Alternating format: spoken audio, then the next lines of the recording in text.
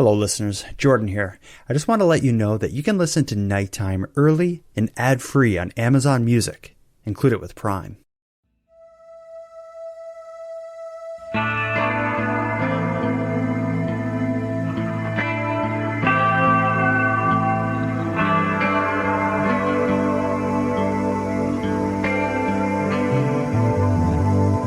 You are tuned to the Nighttime Podcast, focused on the fringe of Canada.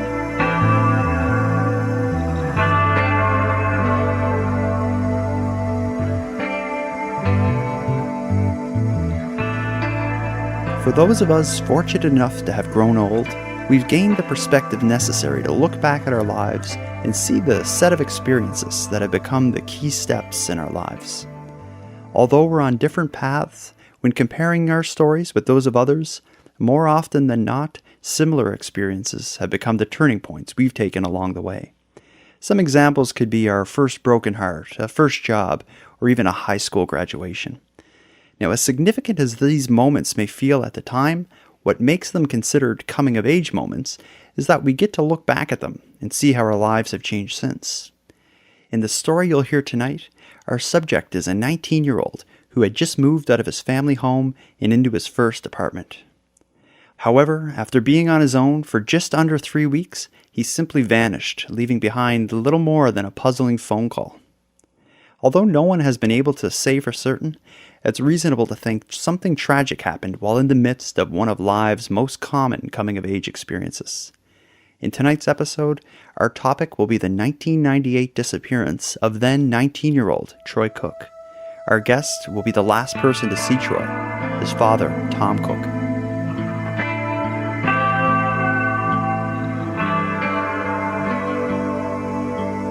Listeners of Nighttime who live in or near Nova Scotia have likely seen Troy's photo and have heard the basic details of this case.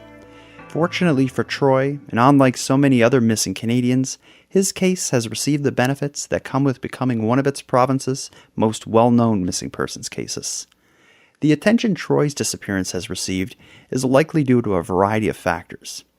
When you learn about Troy, you will see he was just a regular guy, exactly like so many of you listening. But more than that, the reason Troy's case hasn't been, and never will be forgotten, is his father Tom Cook's campaign to share the story and ask for support and advocacy from anyone willing to help. If one does a simple online search about Troy Cook's disappearance, you'll find a variety of articles published over the last 20 years in which Troy's dad Tom recounts the few known facts in Troy's case. What many of those articles don't mention is that the genesis for the news report was a call or an email made to the station from Troy's dad Tom begging for the coverage. When I decided to cover Troy's story, I expected Tom would be willing to speak with me, but I never imagined he'd be as accommodating as he was. Almost as soon as I expressed my interest in learning more about Troy's disappearance, Tom asked how soon he could make the roughly 1-hour drive to meet with me and tell me all about his son. In the end, Tom made the trip twice, once to talk over coffee and a second time to record the conversation in my home studio. In this episode, I'll use excerpts from my conversation with Tom to tell his family's heartbreaking story. So at this point, the introductions are just about out of the way. As you'll be spending a good amount of an hour with Troy's father, Tom, I'll first play a short clip of Tom introducing himself to you and sharing his motivation to tell you this story. Hi, my name is Tom Cook. Troy is my son who's been missing for almost 20 years from Truro.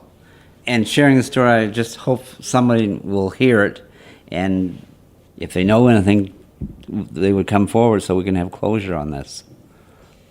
The Tom Cook you just heard is a much different guy than the one I saw in the old news reports and articles I viewed when researching Troy's disappearance. And it wasn't simply the passage of time. When I sat down with Tom, the pain in his eyes and voice was palpable. It was obvious that the last 20 years had been unimaginably hard on him and his family. We addressed that before getting into Troy's story.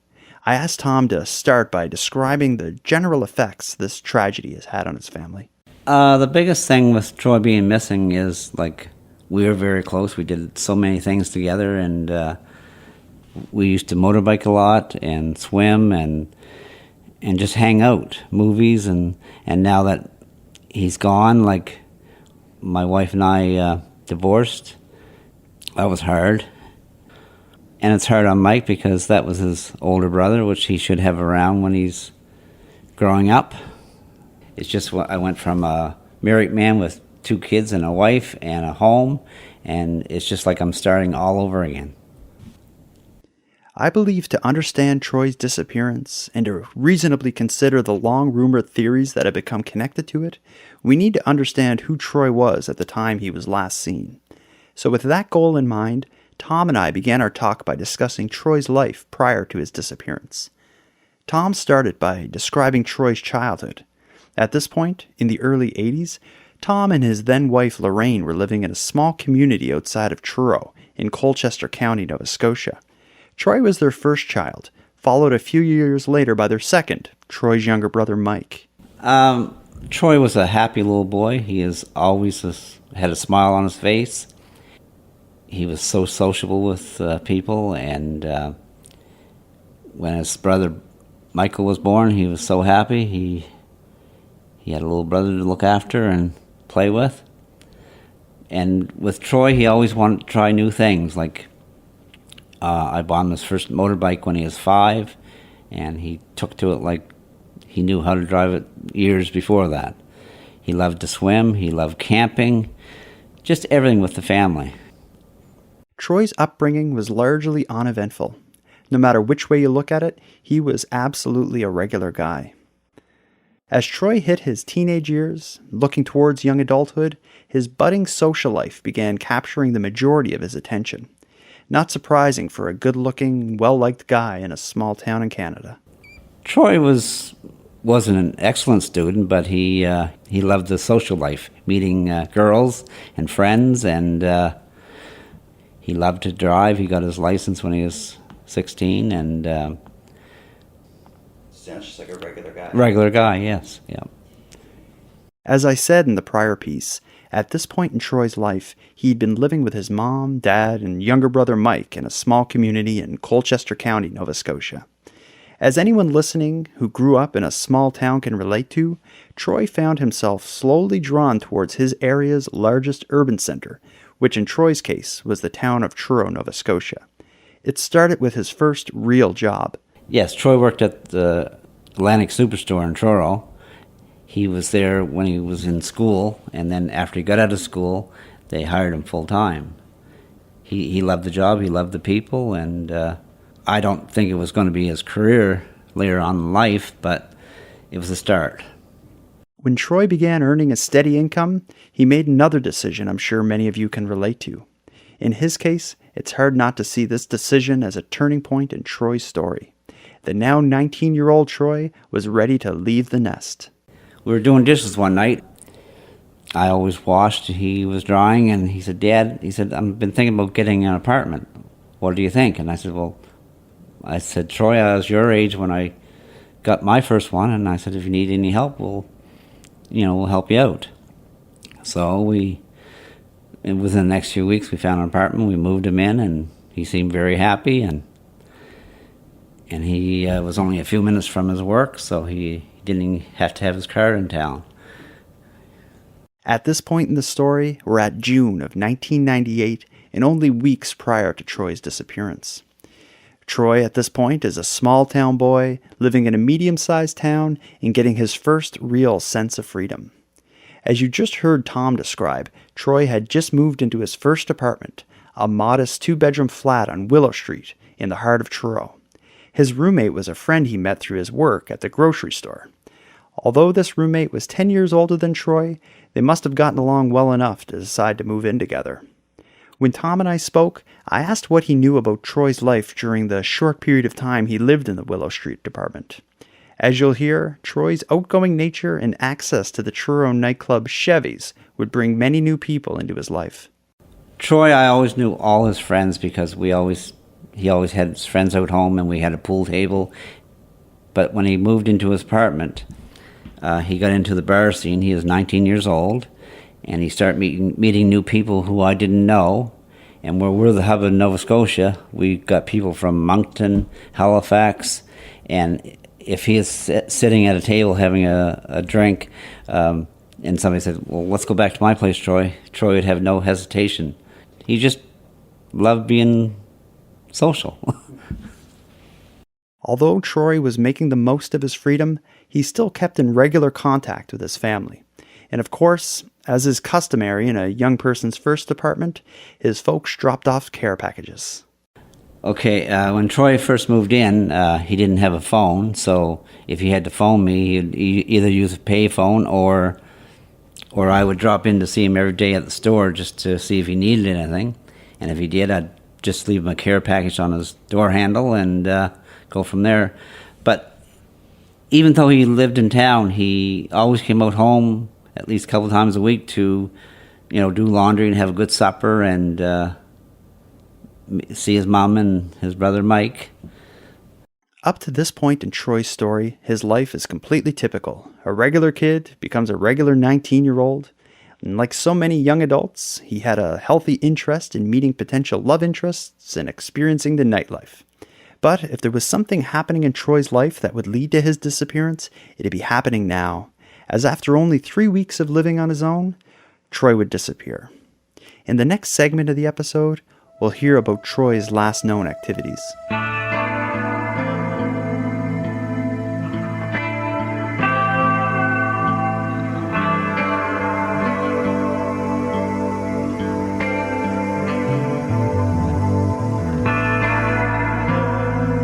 The events directly leading up to Troy's disappearance would begin the night before he was last seen or heard from. It was a Wednesday evening in June of 1998. Instead of his new apartment, Troy would return to his family home and spend the night there with his parents. Tom explained what would have been an otherwise forgettable night. Well, I picked Troy up at his work. He came out for a barbecue, and after that we watched a few movies, and then he did a laundry, and he never said he had anything planned for the next day, and we were supposed to meet Friday for supper with the family. As you just heard Tom mention, after spending the prior night at the family home, the next morning, Thursday, June 11th, just before 10 a.m., our guest Tom dropped Troy off outside the Willow Street apartment he had moved into just 3 weeks prior. As it will turn out, this will be the last confirmed sighting of Troy. Much like the prior night, the ride to the apartment was uneventful. In the car, it was just more or less chit-chat, small chit-chat, and I always asked him, he was a smoker, I always asked him, did you have enough smokes for the day, and did you get enough cash on you, and stuff like that, but nothing serious, and he had nothing planned with his friends or... So it's just any other... Yeah, it was just any other day. As this drop-off eventually becomes the last confirmed sighting of Troy, it gained considerable importance in the discussion that surrounds this case. I asked Tom to provide a more detailed description of the actual drop-off. As you'll hear, Tom never actually saw Troy enter the apartment. That day I was in kind of a hurry. I dropped him off because I had to go put my car into the garage for a repair, and I dropped him off at the side of his house so I couldn't see his driveway where his door was. So he got out of the car and walked to the door, and that's the last time I ever seen him.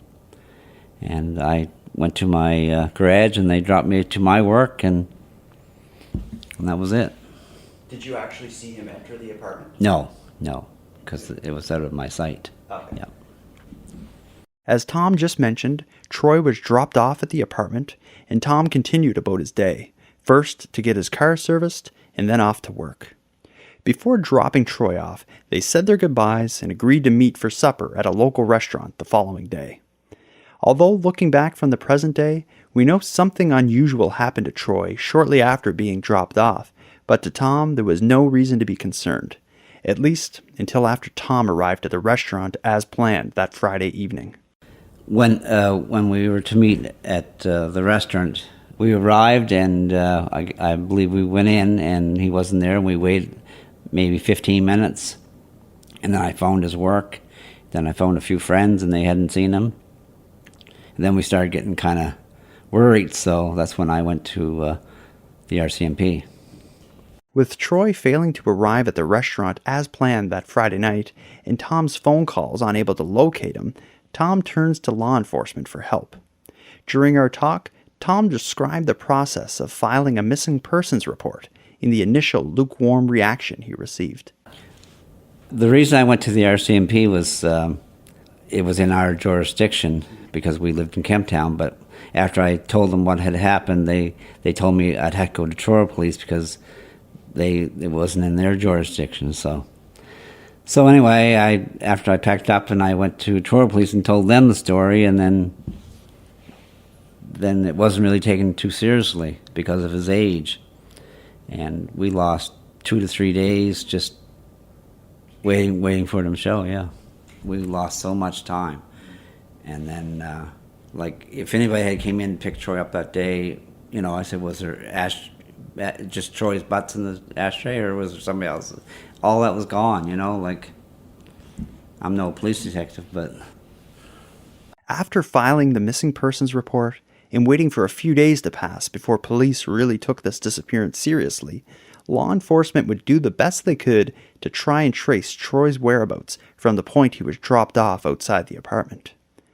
As you'll hear shortly, there is really only one breadcrumb left behind, and that breadcrumb was dropped roughly a half hour after Troy stepped out of the car and said goodbye to his dad. You may recall from the prior clips, but Troy had been working at a grocery store. He was scheduled to work a shift the afternoon he was last seen. However, shortly after being dropped off, Troy, or someone pretending to be Troy, phoned his employer to let them know he wouldn't be in. Tom will discuss that phone call in the next clip. Unlike the other clips you've heard so far, this one was taken during my first meeting with Tom at a local coffee shop, so it'll sound a bit different for that reason. Troy didn't have a phone. The phone call was made in Bible Hill, which is a good 15-minute walk from there if you walked it, And the woman who answered, she said, I thought it was Troy, but she said, I can't be 100% sure. Yeah. So. And how did you find out where he phoned from? Like police traced it or something? Yes. Okay. Yeah. And the cameras weren't working at Tim Hortons at the time. Just worst case. Oh. Did he have any connection with Bible Hill? I'm sure he had probably friends. Well, I have a sister lives there and stuff, but you had to go through Bible Hill to get into Truro, so. Okay.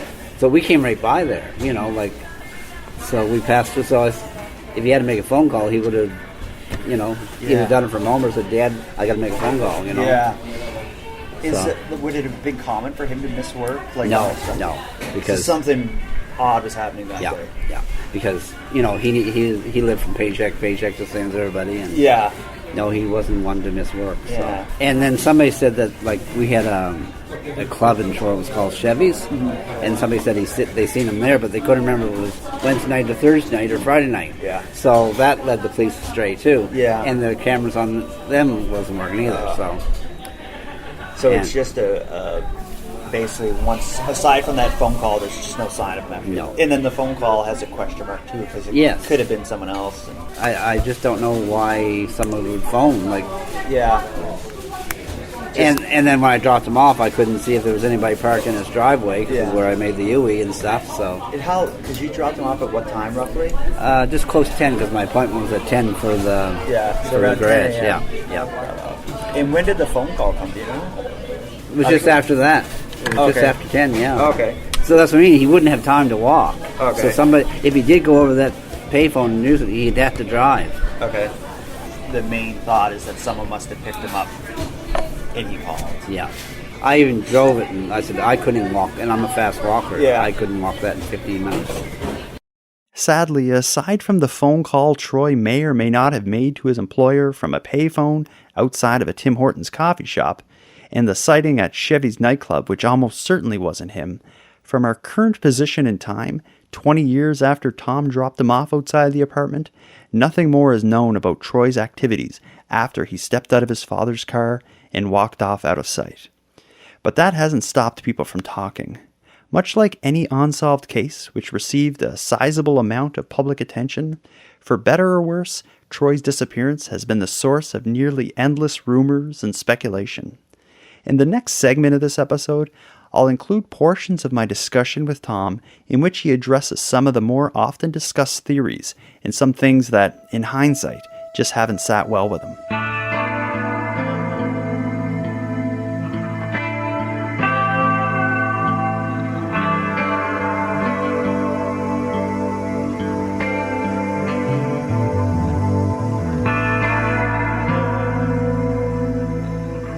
As we heard prior, just 3 weeks before Troy's disappearance, he experienced a significant life change. He moved out of his family home and into his first apartment, a modest flat in downtown Truro. Given the timing of his disappearance in relation to his move, it's reasonable to consider a connection between the two events. When I spoke with Tom, I asked him what he knew about Troy's roommate and what the roommate had to say about what may have happened to Troy. Now, I'm not sure if this matters at all, but the roommate is 10 years older than Troy. I only say that as I see it unusual for a 29-year-old to live with a 19-year-old. Here's what Tom had to say about the co-worker of Troy's that became his roommate. I didn't know this chap very well. I only met him a few times, and at one time I had taken him and Troy out for supper and got to know him a little bit there. He seemed like a fairly decent guy. But Troy worked with him, and so he must have been okay for Troy to bring him into his life. And I asked him about Troy if he knew if he had anything planned for that day, and he didn't think he did. He didn't say nothing to him or let on that he knew anything. So that kind of led to a dead end also. Like Tom just said, leading up to and during Troy's 3 weeks sharing the apartment with the co-worker from the superstore, the guy seemed all right. Although there was no reason to think he was involved in Troy's disappearance, something he would say to Tom in the weeks after Troy's disappearance would leave Troy's family very unsettled. In fact, to this day, 20 years later, Tom was visibly upset by this exchange.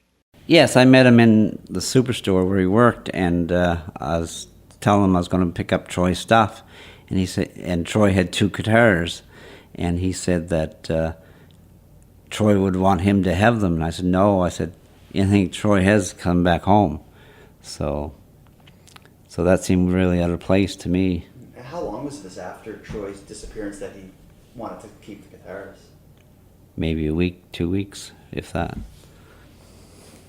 When considering factors that may have led to Troy's disappearance, many also look to his social life.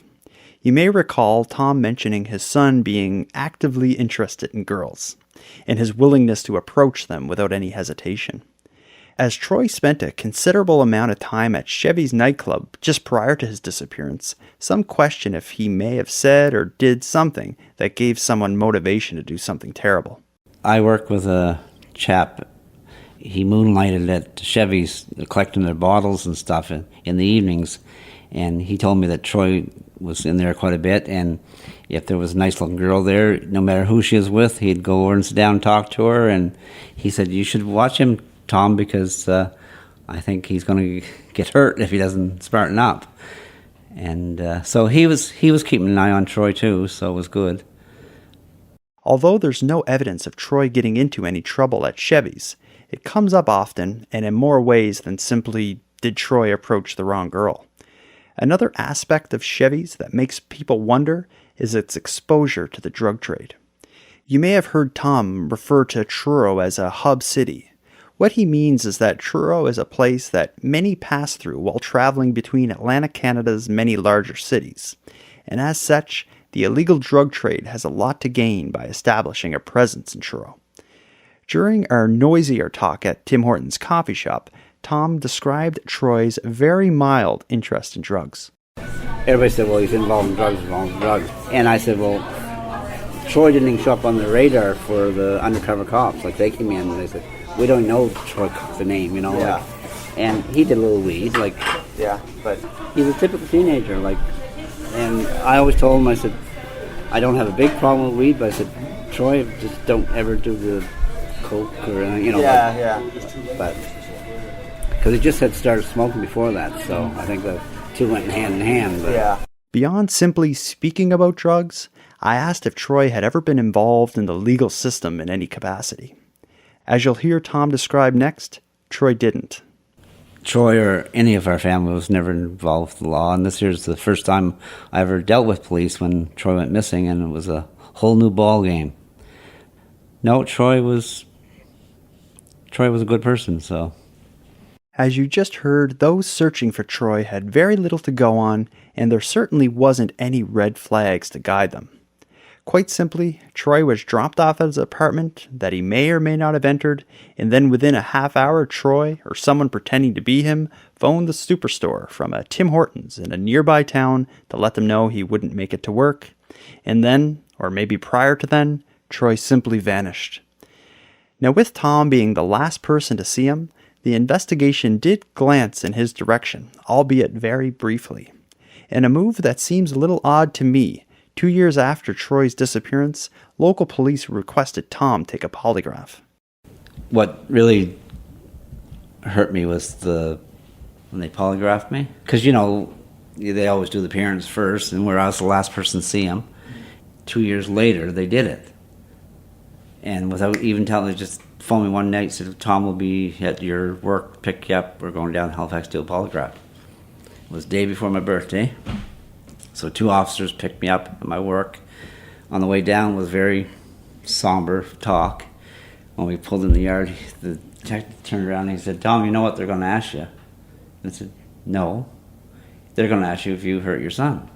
And I lost, why would you tell me that before I went in to do? So when he first went missing, were you questioned at all then? Yes, I had to do a statement. Yeah, just, what I thought happened and, where I was afterwards and that evening and stuff like that. So I gave I think I was in there for an hour or more. Okay. Yeah. And then 2 years later? 2 years, why not do it when everything's fresh in my head? Yeah. Do you recall what kind of questions they were asking you? Oh, they went right from my childhood right up to my, did I ever beat my kid? I said, no, I may gave him a slap on the ass a few times, but nothing, not a stick or. Yeah. But the interview with it was just terrible. It was just, the guy who was doing the polygraph, he is really good. Because when he first approached me, he said, Tom, I don't know you from the home ground. He said, I don't know if you did anything or not, but he said, when we're down here, 2 of us will know, the truth. And I came out of that, and he unhooked me, and he said, Tom, he said, you passed with flying colors. Okay. And I just, I could, if there was a hole there, I could have sunk into it, We'll begin to move on in the story now. We've heard about Troy's life, his disappearance, and then some of the factors in his life that have led to the many rumors that surround this disappearance. In the next segment, Tom will share his thoughts on the past 20 years without Troy.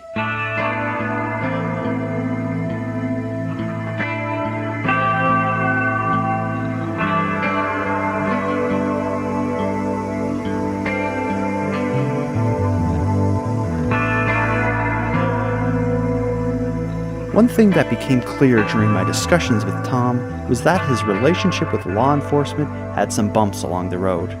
But with the task of finding Troy largely their responsibility, I asked Tom what kind of relationship he maintains with police and how he feels about the investigation they've carried out thus far. Well, it's gone 20 years, and I've never thought it would go this far. It's been up and down with the police. They've done good things, and there's some things that they just should have looked into and haven't, and now the RCMP are involved more.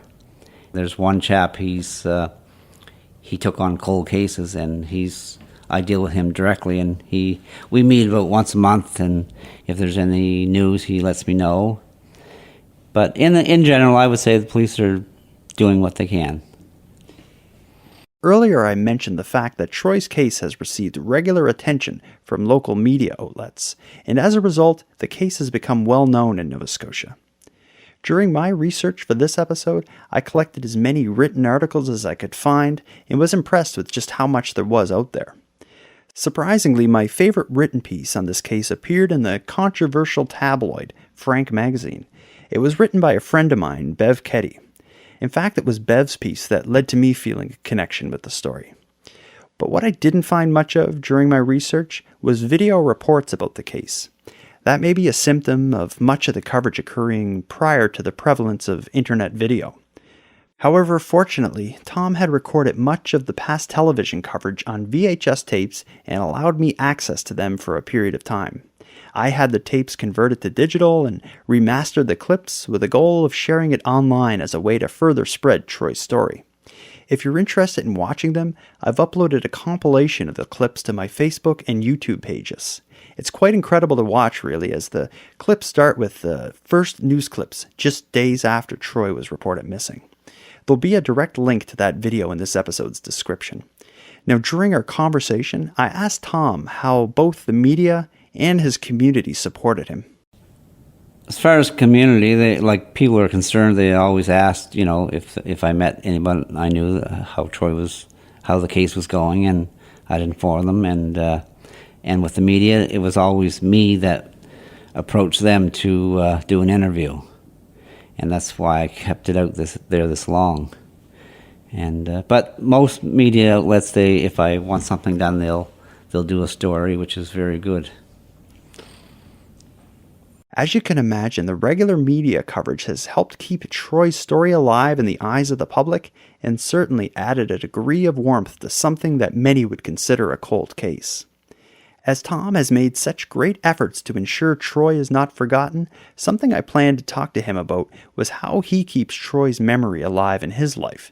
The story he told was really quite touching. I would say about 4 or 5 years into when he was missing, I forgot his voice. It was a terrible thing. I just couldn't remember it. And then I was talking to my sister one day about it, and she said, well, I have him on tape. And I said, oh my God. And this year's just almost around Christmas, so what a Christmas present to hear his voice.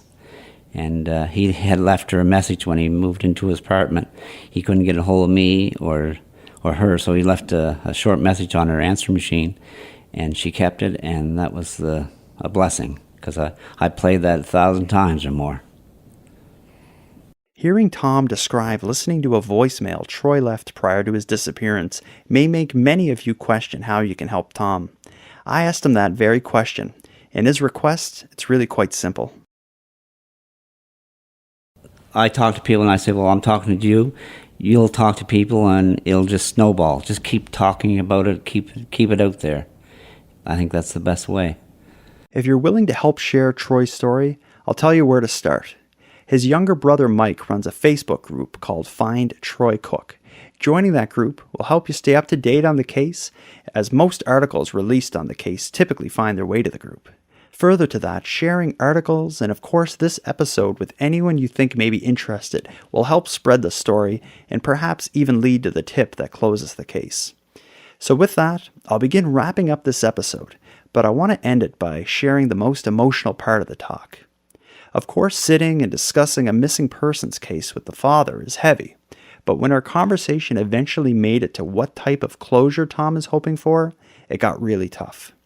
One moment in particular, still 3 weeks after recording, puts butterflies in my stomach. When I asked Tom what he believes became of Troy, he became lost for words. Okay, this year's gone on for so long now, and like I always said, within the first year, if Troy didn't contact me, then there was something seriously wrong. So I would say my worst outcome right now is that Troy is no longer alive, and we have to. Sorry, I'll give you a second. It's hard. After taking a moment to get collected, I ended our talk by asking Tom what he will need to happen for him to gain a sense of closure. His comments are difficult to imagine, but I believe him. I would say right now, all I want is closure, and I know it's not going to be good because, like I said before, if Troy could contact me, he would. We can't go another 20 years. I mean, this year took 20 years of my life, and I don't want this to take 20 years of my son's life. So we have to have closure, and I know it's... I just want closure just to bring him home. I don't even care what the details are or anything, like... And people always told me I wouldn't let it go even if I did find him. I'd want a reason why he went, but I would let it go. I really would, because people say I'm obsessed in finding my son, but he's my son. So we just want closure, the whole family.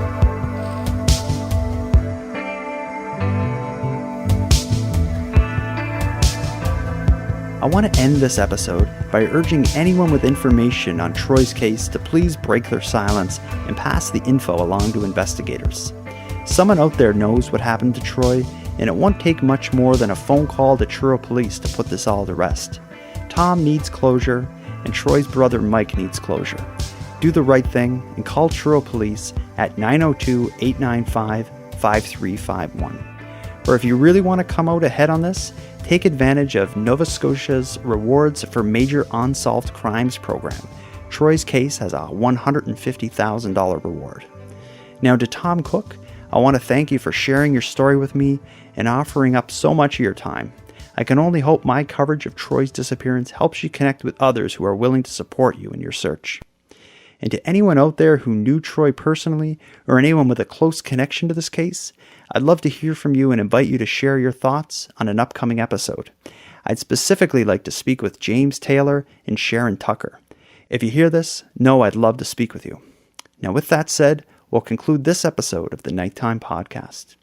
If you enjoyed the music you heard during this episode, it's actually just a short piece of the great new single by the Canadian ambient pop duo Paragon Cause. You can check out the whole tune on iTunes and SoundCloud. I'll add a link to Paragon Cause in the show notes. If you're interested in hearing more content, check out the Nighttime Patron group, where for $1 a month you can support the show and access supporter-exclusive bonus content. You can join now by visiting patreon.com/nighttimepodcast. And for anyone else who'd like to support the show but can't do it financially, you can help by telling your friends about me and leaving a positive review on Apple Podcasts or the equivalent. If any of you listening want to stay up to date with my activities on and off the show, follow me on Facebook, Twitter, and Instagram. I use the handle @NighttimePod. If you have any story ideas or feedback on the show, I'd love to hear from you at nighttimepodcast@gmail.com. So until next time, keep looking around and let me know if you see anything weird. The Nighttime Podcast is written, hosted, and produced by Jordan Bonaparte. Copyright Jordan Bonaparte.